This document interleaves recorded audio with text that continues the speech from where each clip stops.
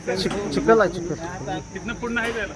नाही नाही नाही स्टेजच्या तिकडनं वर जातो पुढून पुढून पुढून पुढून इकडून नाही पुढून यायला लागतं. किती आहे ना जवळ आहे ते. हो सर्व तिथं गरडा घाला मी बाईट घेतो. तुम्हाला बोलायचं होय काका बोलायचं हा बोलणार नाही सर्व गरडा घालून बाईट घे. भाऊ एक मिनिट भाऊ इकडं.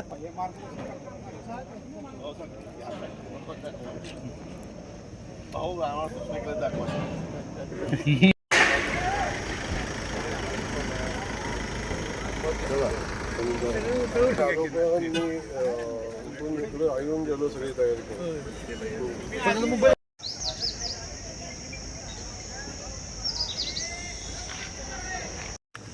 उद्या महाराष्ट्राच्या इतिहासातला ऐतिहासिक कार्यक्रम सातारमध्ये होतो. माननीय पंतप्रधान मोदयांच्या स्वप्नातला हा प्रोजेक्ट आहे. देशातल्या बेघरांना घर देण्याचा संकल्प करत असताना महाराष्ट्राला 30 लाख घरांचं उद्दिष्ट गतवर्षी दिलेलं होतं. माननीय मुख्यमंत्री देवेंद्र फडणवीस साहेबांच्या नेतृत्वाखाली महाराष्ट्रानं 30 लाख घरांना विक्रमी वेळेत मान्यता दिलेली होती आणि 30 लाख घरं ही देशातली उच्चांकी घरं होती. आजपर्यंत महाराष्ट्र सरकारनं घरकुल योजनेमध्ये चालू वर्षी एका वर्षामध्ये म्हणजे जेव्हापासून आम्ही मान्यता दिली तेव्हापासून 1 वर्षामध्ये 5 लाख घरं बांधून पूर्ण केलेली आहे, जो आजपर्यंतच्या देशाच्या इतिहासातला विक्रम आहे. या 5 लाख घरांचं लोकार्पण सोहळा उद्या या ठिकाणी होतो आहे. त्याचसोबत महाराष्ट्रासाठी आदरणीय शिवराजसिंह चव्हाण साहेब उद्या येत आहेत.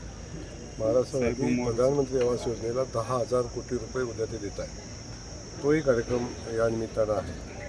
माननीय मुख्यमंत्री मोदयांच्या नेतृत्वाखाली हा कार्यक्रम होत असताना पुढच्या वर्षी आम्ही 10 लाख घरं बांधायचं उद्दिष्ट आम्ही ठेवलेलं पूर्ण करण्याचं उद्दिष्ट आम्ही ठेवलेलं आहे आणि म्हणून उद्या आपण हा सोहळा या ठिकाणी आयोजित केलेला आहे. खास करून आदरणीय मोदीजींनी काही सूचना दिलेल्या आहेत काटकसरीच्या. देशामध्ये जे परिस्थिती निर्माण झालेली आहे युद्धामुळे त्या संदर्भात विचार करून आम्ही कार्यक्रमाची व्याप्ती कमी केलेली आहे. साधारण 40-50 हजार लाभार्थ्यांना बोलवून हा कार्यक्रम करायचा होता. आम्ही 15,000 लाभार्थ्यांपर्यंत आणलेला आहे. कमीत कमी खर्चात काटकसरीत कसा कार्यक्रम करता येईल अशा पद्धतीचं नियोजन आम्ही केलेलं आहे. एकूण 5 लाख घरांचं जे हे स्वप्न पूर्ण होत आहे, यातल्या किती लाभार्थ्यांना या ठिकाणी घराचं वाटप केलं जाणार आहे आणि याच्यामध्ये किती आत्तापर्यंतचा खर्च हा किती झालेला आहे त्याच्याबद्दल?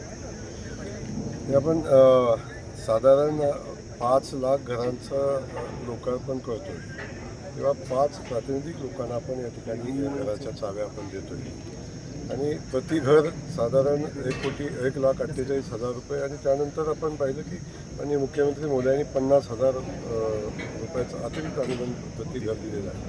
साधारण ओव्हरऑल काढलं तर 2,18,000च्या आसपास एका घराला खर्च या ठिकाणी केला जातो.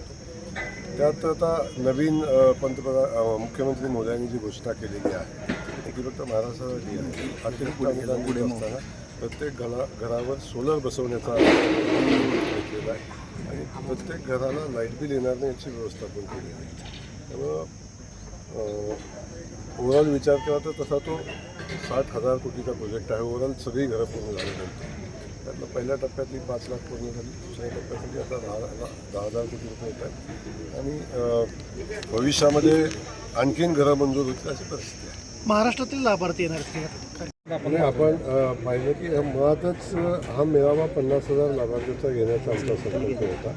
माननीय मोदीजींच्या सूचना आल्यानंतर आम्ही लाभार्थ्यांची संख्या खूप कमी केली आणि आता आपण शक्यतो सगळ्या लाभार्थ्यांना इथं आणत असताना किंवा इथं येत असताना जे लोक इथं येणार आहेत त्यांच्यासाठी आम्ही बसेसचाच वापर आम्ही करतो की जेणेकरून जो काही खर्च होईल तो शेवटी जाताना शासनाच्या तिजोरीत जाईल अशी व्यवस्था आपण त्या ठिकाणी करतो आहे. त्यामुळे कमीत कमी खर्चामध्ये काटकसर करून हा कार्यक्रम यशस्वी व्हावा अशा पद्धतीचं नियोजन आम्ही करतो.